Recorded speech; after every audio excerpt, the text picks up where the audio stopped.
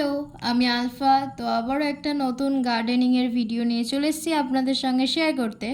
এখানে যে রেন লিলিগুলো দেখতে পাচ্ছেন, এই গাছগুলো আমি নিয়েছিলাম আগের বছর। তো আমার গাছগুলো বেশি ম্যাচিওর না, তাই সেরকম একটা ফুল দেয়নি। রেন লিলির চারা আপনারা দুই রকমভাবে তৈরি করতে পারেন। চাইলে আপনারা বাজার থেকে বাল্বও কিনে নিতে পারেন, আবার এরকম গাছ থেকেও কালেক্ট করে নিতে পারেন। আসলে রেন লিলি ফুল হয়ে যাওয়ার পরে আপনারা এইখানে যে দেখতে পাচ্ছেন ফুলের এই নিচের অংশটাতে আপনারা শুকিয়ে গেলে লক্ষ্য করতে পারবেন যে এখানে কিছু বীজ হয়, সেটা আপনারা মাটিতে ছড়িয়ে দিলেও এর চারা তৈরি হয়ে যায়। তো আপনারাও চাইলে এইভাবে বাড়িতে চারা তৈরি করতে পারেন।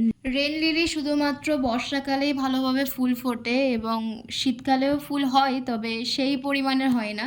তাছাড়া গ্রীষ্মকালে তো হয়ই না। বর্ষায় বৃষ্টির জল পড়লে বেশি ফুল ফোটে। এখানে আমার সবগুলো গাছ থেকে ফুল হয়নি, কয়েকটা গাছ থেকে ভালোভাবে ফুল হয়েছে। তো দেখা যাক, আরও ম্যাচিওর হলে হয়তো আরও বেশি ফুল দেবে। আর এই ফুলটাকে আমি এখন রোদে রেখে দিচ্ছি, তো দেখা যাক কি হয়।